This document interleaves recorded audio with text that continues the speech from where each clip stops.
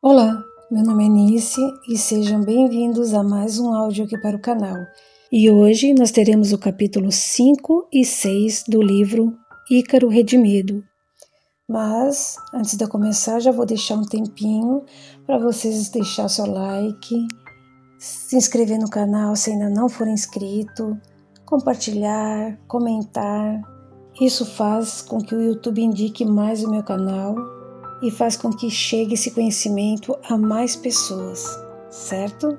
Então eu conto já com a colaboração de cada um de vocês e desde já eu deixo meu muito obrigada, ok? Então vamos para os capítulos. O socorro no tempo devido. O dom gratuito de Deus é a vida eterna. Paulo, Romanos, capítulo 6, versículo 23. Descemos passando por diversas galerias, até atingirmos o terceiro nível inferior da caverna. Escadas íngremes, esculpidas às rochas, exigiam-nos cuidados redobrados na deambulação na penumbra quase completa. A iluminação não deve ser ostensiva neste ambiente, pois as irradiações eletromagnéticas podem perturbar os que dormem, suscitando-lhes vivências inadequadas de pesadelos, quase sempre terrificantes, de difícil controle e indutores de loucuras. Benedito, tarefeiro de nossa colônia e responsável por aquele setor da caverna, já nos aguardava, avisado de nossa excursão. Após os cumprimentos habituais, nos disse o amigo: Bom que vocês chegaram a tempo. Tenho feito o possível para acalmar Alberto. Há poucos dias percebi que ele está semidesperto e suas feições se modificaram. Ele começou agora a vivenciar a desencarnação, mas é preciso ajudá-lo sem demora, pois ele dá mostras de piora rápida. Espírito simples, porém zeloso, Benedito forjava sua reforma, dedicando-se à sua tarefa com extrema boa vontade, apesar das condições adversas do ambiente. Trazia ainda a compleição de anão, oriunda de sua última encarnação, e não tardaria muito a ser transferido, pois há muitos anos se esmerava no penoso mister.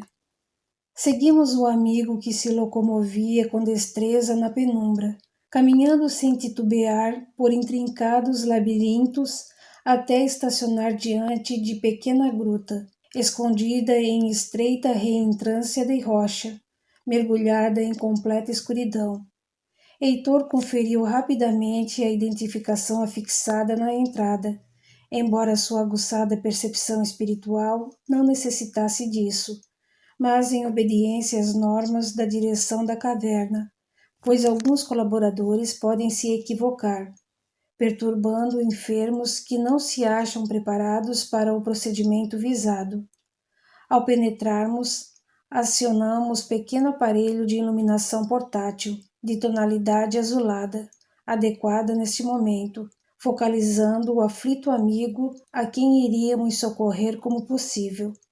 Notamos de imediato que o pobre companheiro se achava em completa hipnofobia, estado de terror durante sono profundo, onde o indivíduo, vivenciando pesadelos horríveis, não consegue operar estímulos eficientes a fim de superficializar a consciência para a realidade. Uma agonia acerba domina a alma do hipnófobo, perseguido por sonhos horripilantes que considera reais, sem conseguir despertar, gerando um círculo vicioso de estímulos que podem levar à rápida deteriorização dos mecanismos da consciência e induzir a ovoidização, única fuga possível. Não convinha ainda mobilizá-lo, era urgente atendê-lo ali mesmo. Heitor deitou seu amoroso olhar em Alberto e lamentou-lhe a penumbra espiritual, suspirando profundamente. Cerramos os olhos em breve prece, suplicando aos céus os recursos necessários para o serviço. O infeliz amigo achava-se enrodilhado em cama improvisada na rocha, completamente paralisado, em rígida posição fetal. Sua organização psicossomática amoldara-se a morfologia mórbida do dramático instante do desenlace violento a que se impusera, retirando-se da vida. Trazia o rosto edemaciado, com a língua pendente e a cianótica, estirada lateralmente, completamente ressequida, os olhos estacionados e esbugalhados, parecendo saltar das órbitas. As mãos atavam-se com sofreguidão ao pescoço, onde situava toda sua agonia, tentando em vão libertá-lo da sufocação angustiosa. Seu peito arfava sem conseguir respirar. Sua mente, embora desfeita em completo torvelinho de sofrimento, despertava por instantes do seu sono comatoso, dando-se conta de seu desespero. Podíamos ouvi-lo mentalmente, sussurrando palavras mudas e aflitas de súplicas à Mãe Santíssima. Mas, por não encontrar nenhum conforto na realidade do momento, seus pensamentos voltavam-se sobre si mesmo, procurando por refúgio seguro na inconsciência. O sono, no entanto, não lhe era também possível, pois breve entorpecimento era o bastante para lhe projetar em angustioso pesadelo de queda, comum também nesta patologia espiritual. A sensação de estar caindo em um abismo sem fim caracteriza a mente que se aprofunda rumo à morte da razão. Aí estava patente o risco de ovoidização iminente, única defesa possível para um ser que não encontra o bem-estar almejado a todo custo. Depois de longo período de inconsciência absoluta, nosso amigo despertou para vivenciar afinal o seu traumático desfecho, explicava Heitor, embargando as emoções. Para ele, é como se a morte se desse nesse instante. Vejamos nisso a providência divina que acoberta a alma das dores que não pode tolerar, adiando-as para o momento em que possam ser suportadas da melhor maneira possível, resguardando-as do desespero intolerável e da ruína da revolta. Sua maior aflição, sem dúvida, era motivada pela impossibilidade de respirar, encontrando-se a glote completamente estrangulada. O enforcamento estava patente com sua realidade, estampada nas lesões típicas. Alguns espíritos, nessas condições, trazem até mesmo a corda de que se serviram no ato ignominioso. Porém, Alberto não a aparentava, mostrando apenas a região cervical completamente macerada. Era imperioso, então, a introdução de uma cânula para que pudesse respirar, encontrando maior conforto e, assim, nutrir alguma possibilidade de recuperação. Iniciamos sem delongas o procedimento, em tudo idêntico à traqueostomia, realizada pela medicina terrena, qual ambulatório aparelhado no socorro aos doentes a que se serve. Mantínhamos nas cavernas recursos para estas intervenções.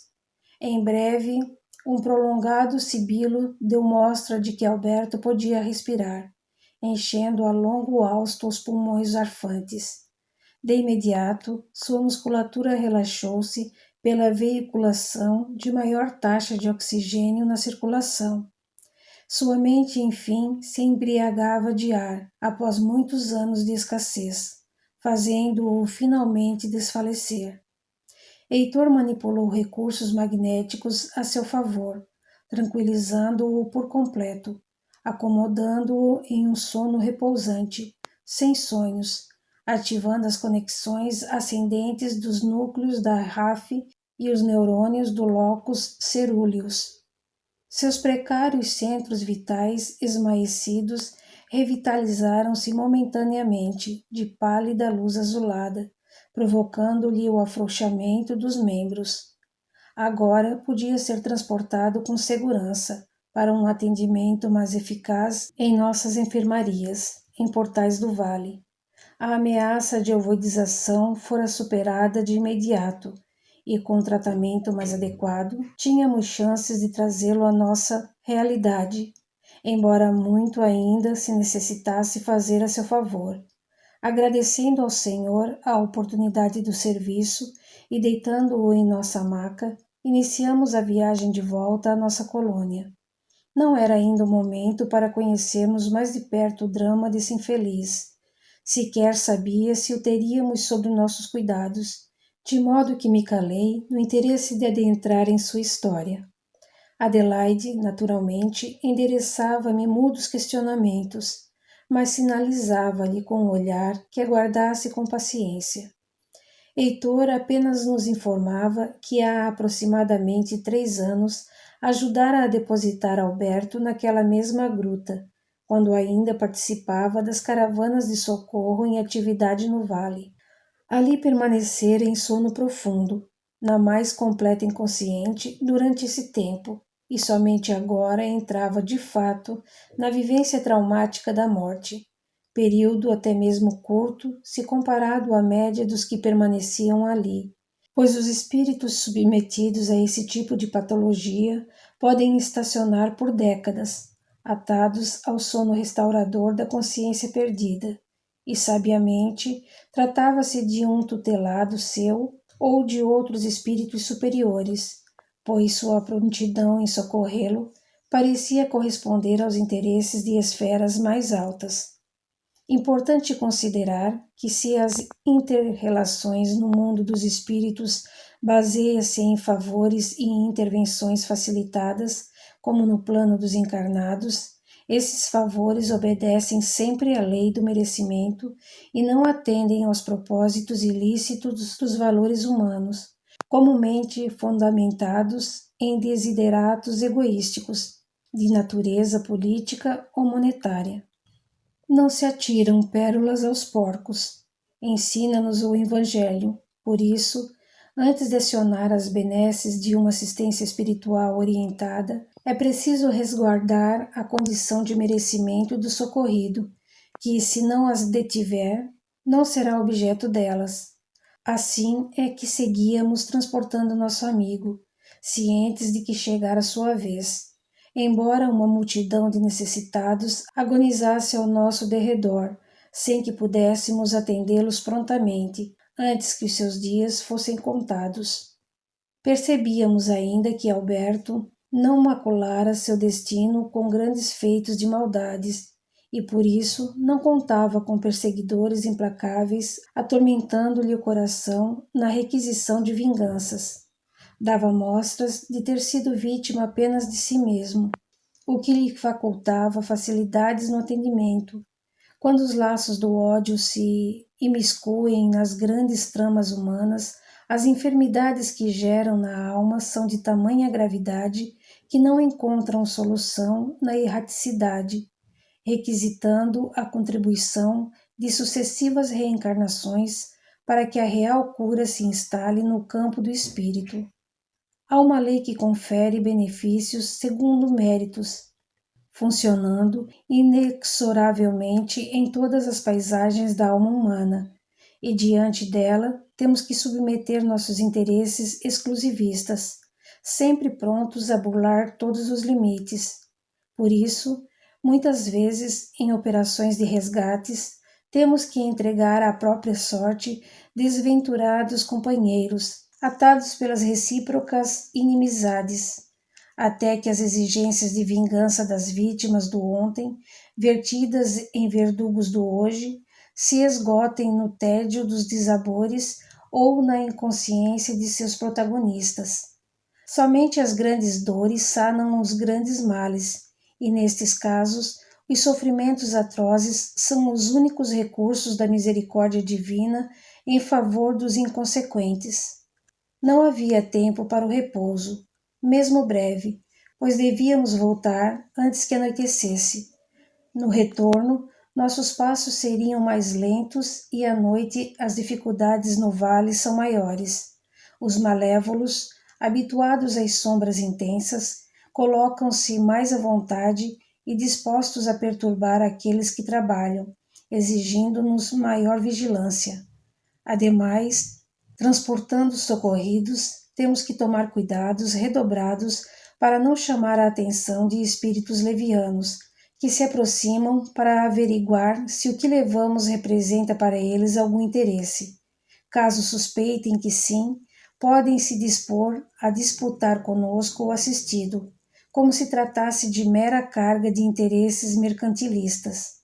Naturalmente, que caravanas como a nossa contam com defesas seguras para óbices desses, mas é preferível evitar a todo custo alterações desagradáveis com seres inconsequentes e com outros propósitos que não perturbar a ordem. Seres também dignos de piedade, os quais somente o tempo e a dor podem convencer de alterar a jornada de revoltas em que se comprazem. É preciso considerar que a dura lei de relações que impera neste reino de maldades se assemelha ainda à ética primitiva dos guerreiros, baseada na imposição pela força e em interesses egoísticos, em que todos menosprezam a piedade e ignoram o mínimo respeito ao bem-estar alheio. Avançamos silenciosos pelo caminho de volta. Heitor redobrara a sua acuidade espiritual a fim de perceber a presença de entidades mal intencionadas antes que nos notassem.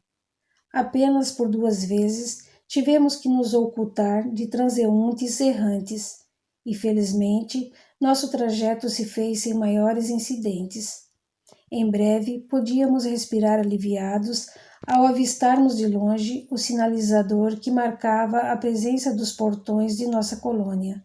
Atingindo os pórticos que sustentam os enormes muros de portais do vale, ponto mais alto de nossa caminhada, fomos surpreendidos por uma imagem inusitada, raramente vista naquelas paragens. Não pudemos deixar de nos deter, extasiados diante do inesperado. Naquele instante, o sol poente penetrava um de seus raios avermelhados e fúlgidos por uma fresta de nuvem, invadindo as eternas brumas do vale, iluminando-as por um raro momento. Sua larga extensão, sempre nevoada, deixou-se embeber pelos matizes pálidos da diáfana luz, permitindo-nos entrever sua exótica paisagem.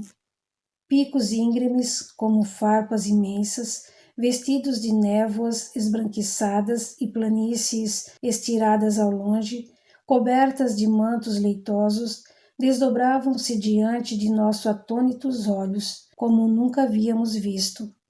Um cenário exótico, porém profundamente melancólico, ecoava dor e lamento, estampando em nossas almas pesar e espanto. Extasiados, não sabíamos o que dizer diante daquela singular visão, gota de piedade da natureza, que apenas por um instante libertava ao vale de dores das eternas sombras, como a lembrar aos seus infelizes habitantes que a alegria ainda é possível para aquele que sabe esperar. Um sentimento de esperança nos invadiu, na certeza de que um dia o planeta se verá livre desse imenso fosso de amarguras. A visão se perdia nas névoas mais distantes, incendiadas por evanescente vermelho, que rapidamente se desfazia em tons rosados, vazadas por cumes elevados que, como mãos postas, afiguravam suplicar misericórdia aos céus. Seguramente ali deve ser o fim do mundo, e embora tácito, parecíamos ouvir o som de 1000 vozes clamando por compaixão. A nostalgia própria desta mágica ocasião fecundou-nos do mais genuíno e sagrado sentimento da presença do Divino, e nos detivemos em breve oração de louvor e gratidão ao Senhor da vida, arrancando-nos as mais recônditas lágrimas das almas doloridas e carentes da paz verdadeira. Capítulo 6.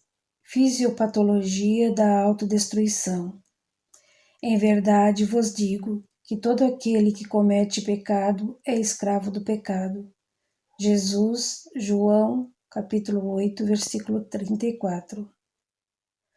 Alberto, depositado em confortável leito, respirava com certa tranquilidade, mas não dava ares de recuperação imediata. Arregalava os olhos, buscando inutilmente divisar o exterior, mas somente conseguia enxergar os próprios pensamentos, desalinhados e caóticos. O efeito calmante do sono induzido se esgotara e o infeliz retornava à vivência de seus terríveis pesadelos. Que falta faz o sentimento de religiosidade para um espírito atormentado, considerava Heitor. Se nosso amigo tivesse alimentado a fé sincera, motivada por crença, qualquer que fosse, estaria em melhores condições de reagir hoje. Se ele não voltar a orar com lhaneza, não se colocará em condições de colher as energias divinas que o envolvem. Ele não cultivou esse hábito e aprendeu a confiar somente em si mesmo. Não alimentou a vida do espírito e se deixou convencer de que apenas o vazio o esperava depois do túmulo. Ele não está habituado a perceber os estímulos de nosso meio e não consegue se desvencilhar dos tormentos íntimos. Temos que aproveitar um pequeno potencial de bondade e humildade que ainda traz no espírito. Achávamo-nos na casa de apoio, nosocômio, dedicado aos recém-recolhidos do vale, em quarto acolhedor e individual. O ambiente, mantido ainda à penumbra, contava com isolamento acústico e tênue luz azulada, a fim de não perturbar o repouso do enfermo com estímulos prejudiciais. Sua dispneia não fora de todo sanada com a traqueostomia, porque os delicados alvéolos pulmonares achavam-se também lesionados pela prolongada hipóxia, e a musculatura brônquica reagia com espasmos violentos, obstaculizando o processo respiratório tão importante à manutenção da fisiologia perispiritual quanto da carnal. O coração batia desalinhado e aflito na tentativa de compensar a baixa taxa de oxigenação reinante. Um quadro em tudo semelhante à enfermidade asmática se instalara em Alberto. Os amigos do plano terreno, habituados aos efeitos drásticos dos medicamentos de potente ação no quimismo da carne, perguntar-se-ão se porventura o plano espiritual não disponibilizará de recursos de igual natureza em tais circunstâncias. Certamente que qualquer médico gostaria de contar com a ajuda de substâncias broncodilatadoras em momentos como este. Não nos iludamos. Os remédios podem ajudar, mas seus efeitos, quando aplicados com o princípio dos opostos, se fazem acompanhar de reações adversas que levam ao aprofundamento subsequente da lesão que intencionam sanar. A cura real somente pode ser alcançada pela ativação das vias do próprio equilíbrio. Do contrário, não se mantém no perispírito, conquanto possa se suster por algum tempo na carne, simulando uma solução segura para o processo mórbido. A introdução de substâncias bloqueadoras dos receptores adrenérgicos, possível também em nosso plano de ações, levaria a um efeito fugaz de abertura dos duetos brônquicos, mas se faria seguir de um mais intenso reforço nos espasmos, pois a reatividade perispiritual é surpreendentemente muito mais rápida e enérgica do que a física, podendo agravar sobremaneira o processo, ao invés de conferir um mínimo alívio. Por isso, nos valemos de recursos magnéticos muito mais efetivos em nosso plano. O uso de substâncias medicamentosas sutis, modeladas e aplicadas segundo os princípios da homeopatia terrena, é recurso de maior eficácia no plano espiritual, pois atuam como um estímulo para o refazimento do próprio equilíbrio, e neste caso as utilizaríamos se nada pudéssemos esperar da terapêutica energética.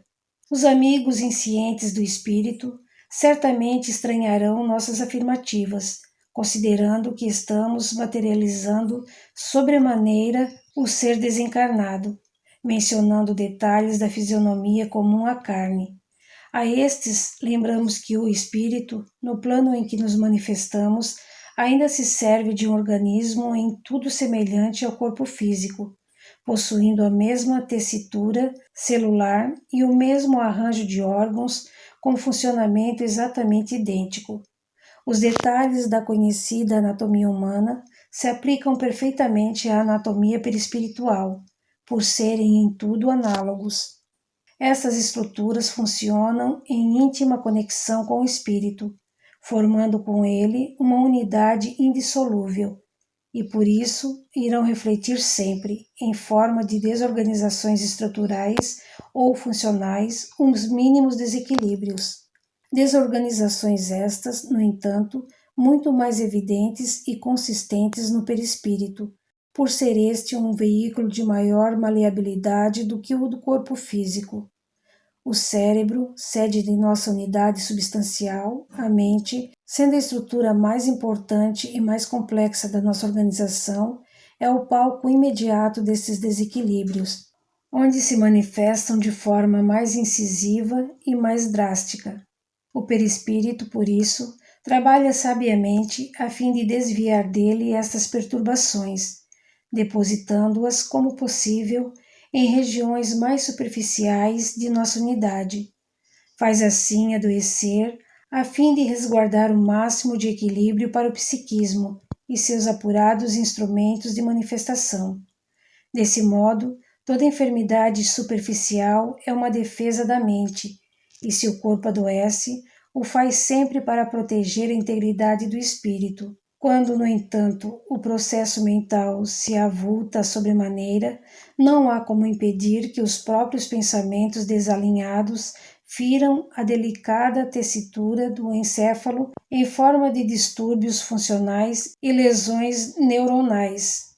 Transtornos estes que, por sua vez, irão obstaculizar o perfeito funcionamento da mente, devido à íntima unidade com que funcionam. Não digamos, entretanto, com isso, que as desordens mentais se devam às alterações de sua estrutura, como o faz a equivocada visão materialista da medicina terrena.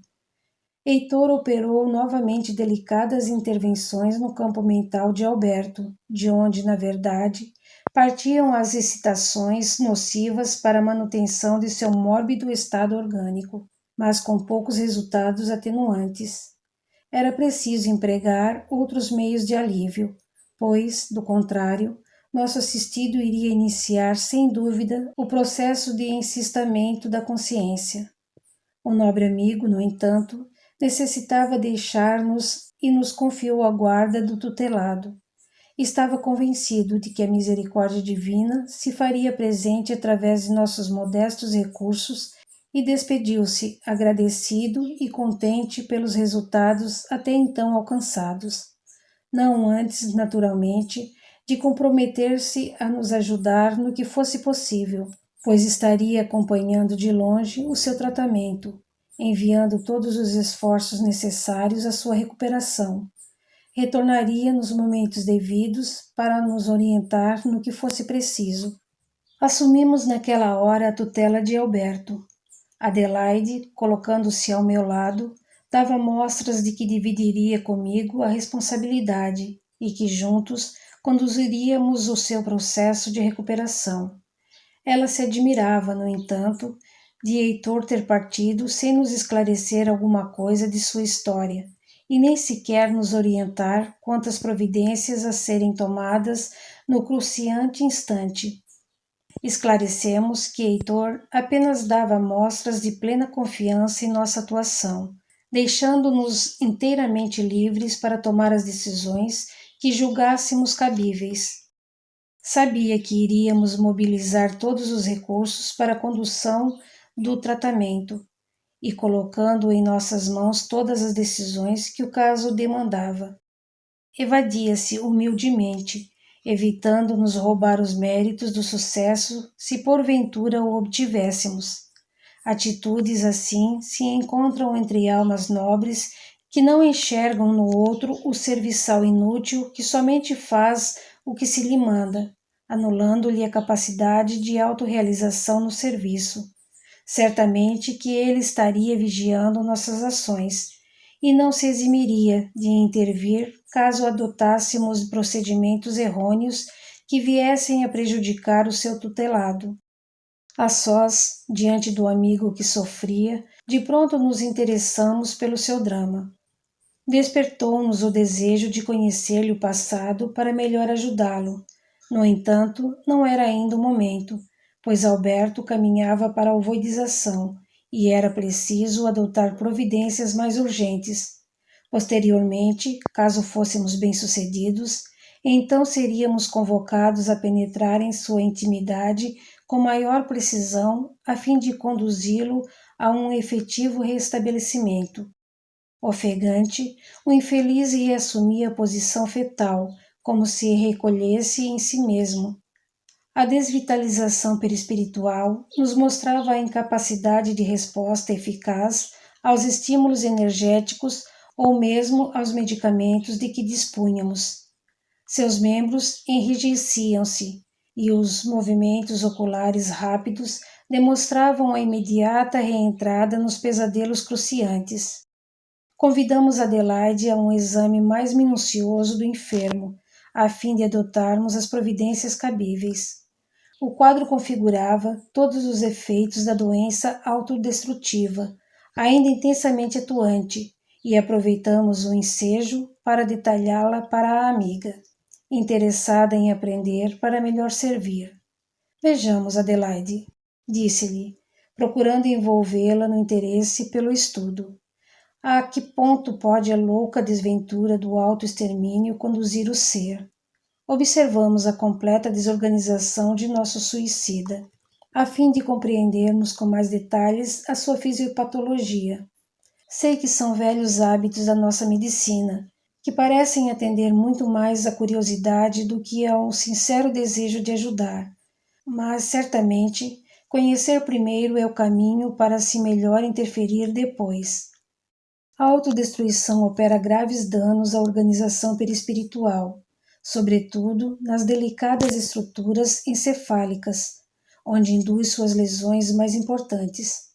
Para se compreender esta patologia da alma, conhecida em nosso meio por psicólise ou autocatálise, é preciso entender o comportamento das forças que operam no perispírito e identificar as etapas do processo desencarnatório, momento em que se estabelecem as suas perturbações. Em nosso plano, o perispírito, também chamado de psicossoma, é entendido como um organismo energético, impulsionado por duas forças básicas, uma de expansão e a outra de contração. O primeiro impulso, caracterizado como hiperdinâmico, tem caráter construtivo, operando crescimento, atividade e aumento do metabolismo. O segundo, hipodinâmico, gera repouso, diminuição de metabolismo e degeneração. A contração faz decrescer o tônus vital e a expansão o dinamiza. Portanto, não são movimentos necessariamente espaciais, porém dinâmicos e vibracionais. A expansão promove construções de órgãos para atender às necessidades do espírito, impulsionando a vida, enquanto que a contração os destrói, protagonizando a morte. Morte que nunca é fim, mas apenas mudança de plano de manifestação, permitindo-se com isso a constante renovação do organismo. Do equilíbrio e alternância entre essas duas pulsões nascem todas as atividades operacionais do perispírito e, consequentemente, do corpo físico. A diminuição de um deles condiciona o impulso para o aumento do outro, de tal forma que o psicossoma funciona qual mola, que se contraída tende a se expandir e se estendida propende a se contrair, dentro dos princípios de ação e reação que embalam todos os fenômenos do universo, sejam físicos, químicos, biológicos ou espirituais. A elaboração evolutiva desta forma se faz pela alternância entre ciclos de retração e de expansão, com resultados afetivos no desenvolvimento constante do espírito. Por esta razão, crescimento e destruição, vida e morte devem ser alternadas no palco da evolução, onde uma é apenas condição que propicia o desenvolvimento da outra. Isso faz ainda da evolução qual onda de fases opostas, uma trajetória de ascensão entrecortada por períodos de desfazimentos. Assim se faz o progresso que, como todo ciclo, deve alternar suas fases. Tal é a mecânica da criação que não permite acúmulos em um único sentido. De outra forma, o espírito seria eterno na matéria e não amadureceria para a realidade maior que o aguarda. Os momentos do nascimento e da desencarnação são os instantes nos quais se pode verificar com maior precisão a atuação dessas duas forças perispirituais. Precedendo a reencarnação, o perispírito é dominado pelo impulso contrativo, condensando-se em sua diminuta unidade celular, processo conhecido em nosso plano por restringimento ou miniaturização, cuja intensidade está intimamente relacionada à condição de cada espírito, sendo tanto mais intensa quanto menor o seu patrimônio evolutivo.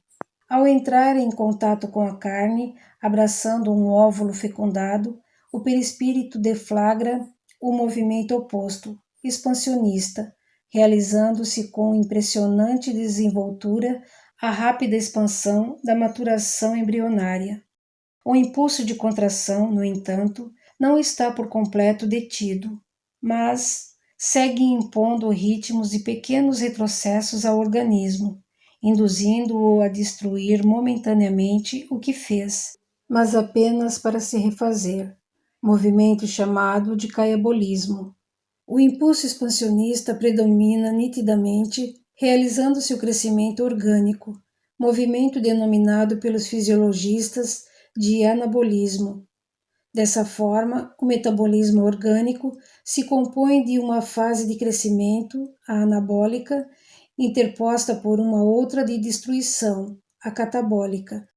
Ao atingir o seu ápice, em torno da metade do período da vida na carne, quando o organismo chega à maturidade, o impulso expansionista inicia o seu decréscimo, perdendo paulatinamente a potência, permitindo assim que o contraimpulso volte a predominar. Instala-se o envelhecimento, o catabolismo passa a imperar sobre o anabolismo, e o ser entra em automática e comedida autodegeneração orgânica, que irá culminar com a completa morte na matéria. Chegando ao fim da fase contrativa, o perispírito deixa o corpo e transfere-se a consciência para o novo plano de manifestação. A unidade perispiritual é então embalada por novo impulso expansionista, reconstituindo-se outra vez em renovado e refeito organismo, completando-se assim o seu ciclo que em breve se reiniciará em novo nascimento na matéria. As forças perispirituais embalam consigo não somente o metabolismo físico celular, mas também a consciência, pois essa igualmente se apoia sobre uma base energética. Na fase de contração, a consciência se deprime e se apaga momentaneamente, e na fase de expansão, ela se exalta e se desenvolve, de forma que o espírito, assim como a matéria e a energia, é também uma elaboração baseada em uma síntese cíclica. E sempre que se inicia uma nova fase de expansão, tanto a consciência quanto a forma passam por período de refazimento na qual se reconstroem, recapitulando as etapas já percorridas em seu processo de desenvolvimento. Assim é que o crescimento embrionário refaz, em curto espaço de 9 meses, os milhões de anos que já perpassou na evolução, e o mesmo se verifica na morte física, quando a consciência, após breve período de contração, novamente se expande, reconstruindo-se quase que imediatamente e recapitulando todas as etapas vividas em sua última reencarnação. Tal fenômeno, chamado de revivência mnemônica ou recapitulação panorâmica, é assistido como uma projeção cinematográfica tridimensional e se passa em fugazes minutos, embora seja percebido em uma outra realidade, parecendo demandar longo período de tempo. Apoiados nessas considerações teóricas, recordemos agora, com mais detalhes, as etapas do processo desencarnatório para melhor compreendermos os fenômenos em jogo da patologia da autodestruição. O plano espiritual, com muita propriedade, compara o momento da morte com a metamorfose dos insetos, pois em tudo lhe é semelhante. Uma vez cessada a vida física, o desencarnante, embalado pela contração perispiritual, inicia também a retração do metabolismo consciencial, entrando na fase de crisálida, onde a atividade consciente se recolhe e se apaga completa e momentaneamente. Nesse momento, o perispírito, acelerando a fase destrutiva e contrativa, promove a quebra de suas malhas teciduais, movimento conhecido em nosso mundo por estólise perispiritual. Ainda sob o império do impulso de contração, irá então intensificar a absorção dos remanescentes energéticos que moviam o corpo físico, a fim de reciclá-los dentro da sábia economia da natureza que procura tudo aproveitar. Terminada essa fase, dá-se lugar à histogênese perispiritual, quando o psicossoma, expandindo-se, processa rapidamente a sua autorreconstrução, seguindo o mesmo molde previamente desfeito, em base aos registros morfológicos retidos em suas malhas energéticas. Nesse exato momento, a consciência desperta e, entrando também em reconstrução, recapitula rapidamente toda a experiência realizada na matéria, momento nobre da vida do espírito, no qual ele recolhe tudo o que semeou, revive o que aprendeu, fixa ensinamentos ou erros e se prepara para a nova existência que se inicia.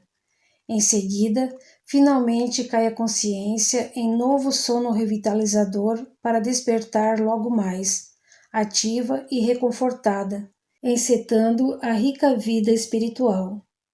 A revivência mnemônica é importante etapa do processo desencarnatório que visa a sedimentação dos conhecimentos auridos na vida, retirando deles proveitos para a vida no mundo espiritual, na forma de conhecimentos automatizados, sendo indispensável recurso de reedificação do psiquismo. Através dela, o espírito encontra-se em melhores condições de dar uma sequência à sua vida mental egressa da carne e promover, de uma maneira mais proveitosa, a sua evolução. As experiências vividas e os conhecimentos adquiridos na existência terrena serão, dessa forma, transformados em impulsos instintivos, funcionando como pendores e dons natos, tanto na erraticidade quanto na futura reencarnação do ser. O suicida, deixando-se embalar pelo impulso autodestrutivo, altera esses movimentos naturais e necessários para a caminhada do ser na linha da evolução, alimentando o desejo de retirar-se da vida e intencionando a dissolução completa do seu próprio eu. Faz preponderar o movimento de contração sobre o de expansão, promovendo assim a deteriorização das forças reconstrutivas do perispírito.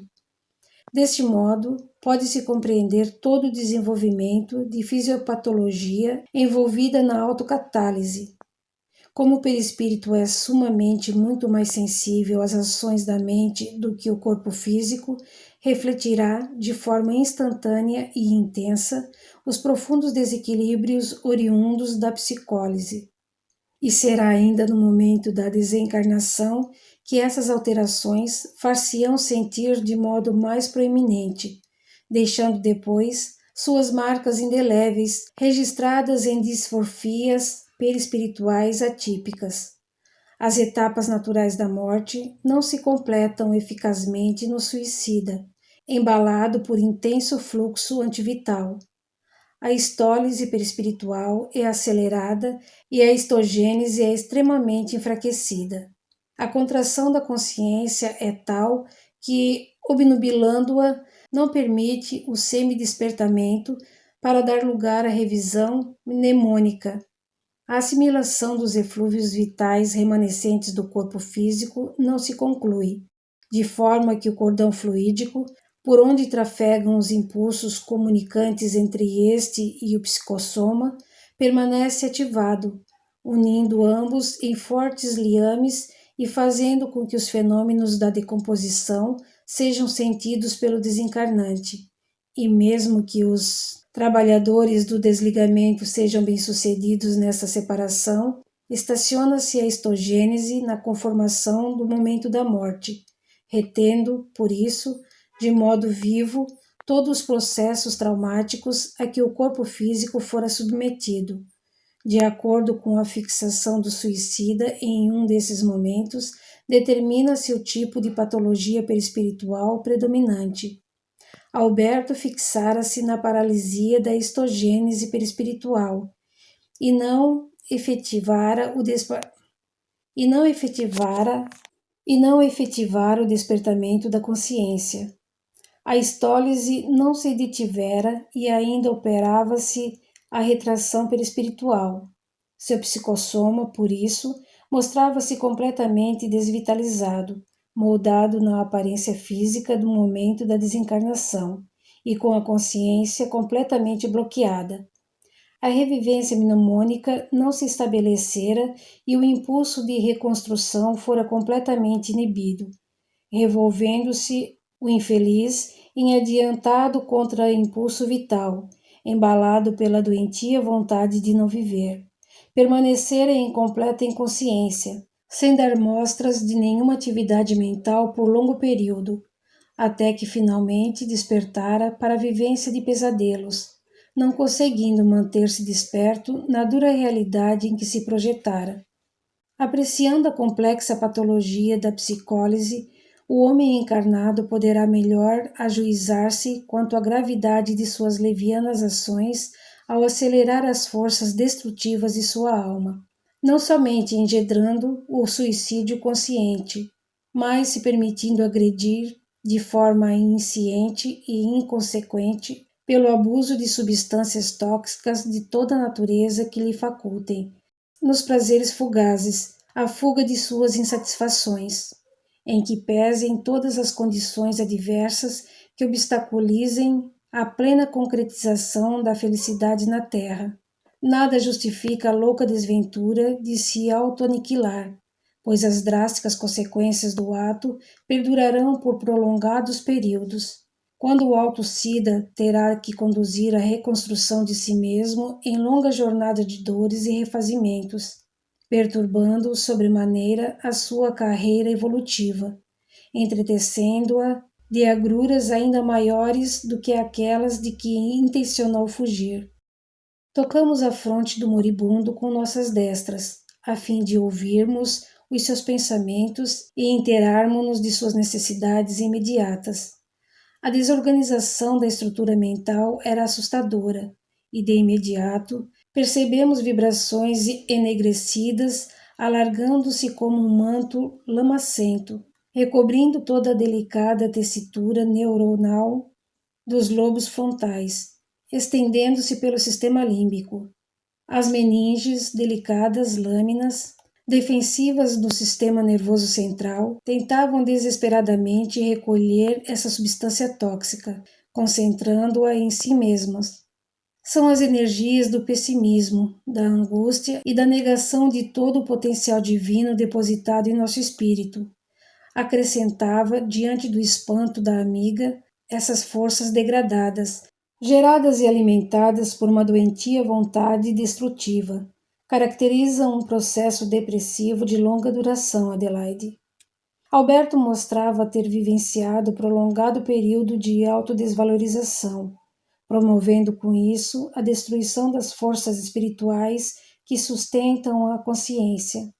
Tal sentimento funciona não somente como material isolante das potências sagradas que trafegam pela mente e que fazem a manutenção do eu, como contamina toda a malha neural em que se assenta o pensamento. Engedrado pela própria vontade doentia e nutrido pelas frustrações à livre realização dos intentos egolatras, depois de longo tempo, passa a funcionar por retroalimentação automática, como se tivesse existência própria, degenerando todo o delicado maquinário encefálico. Nosso amigo trazia toda a tela mental enegrecida por essas emanações degradadas. o centro coronário empalidecido, sofrendo o bloqueio temporário das energias divinas que o mantém, não conseguia dinamizar as outras peças do cérebro. Até mesmo a articulação mental das palavras estava impossibilitada porque as ondas mentais originárias dos núcleos conscienciais não atingiam a área de Broca. O hipotálamo sobrecarregava a hipófise com estímulos desesperantes de adrenocorticotróficos, objetivando uma resposta contra a iminente ameaça de ruína orgânica. Toda a região sonestésica estava coberta por manto cinzento, determinando o bloqueio de quase toda a sensibilidade proprioceptiva. A obstaculização das conexões do sistema límbico impedia a perfeita troca de estímulos entre o hipocampo, o giro parahipocampal e o corpo amidaloide, ameaçando a instalação de uma verdadeira ablação bilateral dos lobos temporais. Além disso, a interrupção do círculo de papéis se impunha como uma necessidade defensiva contra a grave depressão e a ansiedade desmedida. Numa desesperada tentativa de evacuar essas energias degradadas, as células da glia trabalhavam intensamente, defendendo a integridade da delicada tessitura neuronal, com o sacrifício de seus próprios metabolismos. Captavam as emanações pestilentas, drenando-as nos vasos que se dirigiam à pia mater, onde se acumulavam de modo assustador.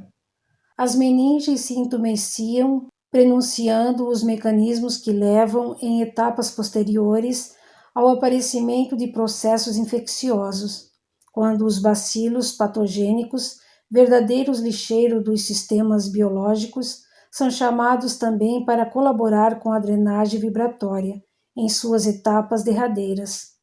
As energias mais sutis, no entanto, escapam a este processo mais grosseiro de limpeza e derivam-se para os sonhos, onde são escoadas na geração de correntes mentais atordoantes, mas capazes de lhes consumirem parte do potencial destruidor. Por isso os pesadelos. Quando não se trata de ideações induzidas por entidades malévolas, são mecanismos automáticos de defesa da mente, ao se ver ameaçada de desorganização pelos próprios impulsos destrutivos. Sua consciência se enchia assim de sensações desesperantes e imagens aterradoras, fazendo-o experimentar todas as emoções primitivas da alma humana, uma forma de exauri-las, porém recurso de valor limitado, pois impõe ao ser uma lamentável vivência de pânicos. Sentindo-se esmagar por situações dramáticas, Alberto vivenciava tormentos de destruição de si mesmo, imaginando-se em meio a tempestades, furacões e outros perigos que lhe ameaçavam o aniquilamento completo. Um tormento mental em tudo semelhante à síndrome do pânico, descrito pela psiquiatria terrena. Presenciava, de fato, uma situação real de perigo iminente e por isso todas as reações típicas do medo extremo estavam presentes, dominando-o completamente. Qualquer associação lógica era impossível. O sistema autônomo, simpático, protagonizava todas as reações possíveis de fuga. O coração acelerava-se descompassadamente e o sistema vascular se retraía, concentrando-se nas regiões de maior requisição orgânica no momento, deixando a pele fria e pálida. Os pelos se eriçavam como um animal acuado e os pulmões arfavam com pressa o oxigênio impossível de ser absorvido com eficácia. Seus músculos estremeciam como a se prepararem para uma imediata evasão. O centro gástrico, totalmente retraído na inatividade, fazia desaparecer qualquer sensação de fome ou sede. Como você pode ver, Adelaide, nosso amigo está em plena fuga. Foge da vida que parece ameaçar-lhe, enquanto que suas verdadeiras ameaças são internas e engendradas por ele mesmo. Por isso foge de si mesmo, de seus próprios pensamentos, de seu angustioso mundo íntimo e da desdita que cavou para si próprio. Compadecíamo-nos do amigo, na medida que vislumbrávamos a extensão de seu drama íntimo. Podíamos sentir seu imenso pavor ao se ver completamente impossibilitado de evadir-se do tormento em que vivia. De forma impressionantemente realista, o víamos na tela mental, refugiado dentro de uma pequena gaiola, a qual se agarrava com desespero, solta e em queda livre rumo a um abismo de trevas, em meio à fúria de uma forte tempestade. Trata-se de uma barquilha, o pequeno cesto pendente dos balões, onde se acomoda o aeronauta.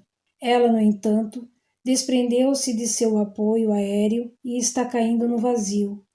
Aí, nessa frágil estrutura, seu espírito busca um refúgio desesperado e inútil. Nosso amigo degenerou os mecanismos de suporte de sua consciência espiritual, e o desastre parece iminente e inevitável.